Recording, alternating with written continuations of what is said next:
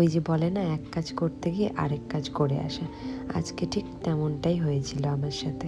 আজ আমি গিয়েছিলাম পার্লারে, ভেবেছিলাম যে আজকে একটু হেয়ার স্পা করাবো, কারণ অনেক দিন থেকে এই চুলটা বেশ রাফ হয়ে গেছে আর আমি স্মুথনিং করার পর আর হেয়ার স্পা করাইনি। তো ভাবলাম আজকে গিয়ে একটু স্পাটা করিয়ে আসি।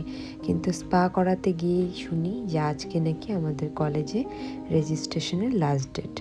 আর তারপর সেই শোনা মাত্রই তাড়াহুড়ো করে আমার সাথে আমার বন্ধুও গিয়েছিল। তো ওকে আমি বলেছি যে আমাকে একটু হেল্প কর, আমি তো এখানে হেয়ার স্পা করাতে বসে গেছি, তো তুই তাহলে আমার ডকুমেন্টগুলো একটু জমা দিয়ে জেরক্স করে। তো ও বলল যে আচ্ছা ঠিক আছে দে।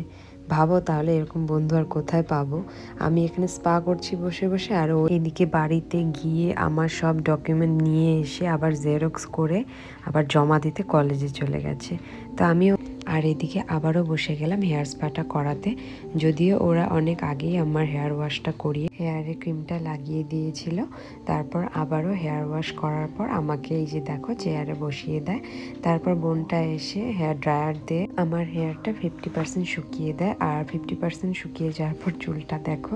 যাই হোক, এরপর পুরো হেয়ারটাই বোনটা শুকিয়ে দেয় সুন্দর করে। আর তারপরেই না হেয়ারটা একদম দেখো অলরেডি মানে স্ট্রেট লাগছে এখানে দেখতে। তো তারপর ওরা আবার স্ট্রেটনার দিয়ে হেয়ারটাকে সুন্দর করে দুজনে মিলে টেনে দেয়।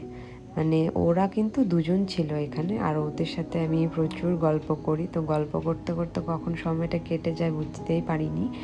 আর আরেকটা যে বোন আছে, সেই বোনটা কিন্তু খুব ভালো হেয়ার ম্যাসাজ করে দিয়েছিল আমার তো এখন ঘুমই পাচ্ছিল, তোমরা হয়তো আগেই দেখেছো ভিডিওতে। তারপর লাস্টে না এই বোনটা সুন্দর করে আমাকে হেয়ার সিরাম লাগিয়ে চুলটা সুন্দর করে ঠিক করে দিল। আর দেখো চুলটা আমার আগে যেরকম স্মুথনিং করেছিলাম ঠিক সেরকম হয়ে গেছে।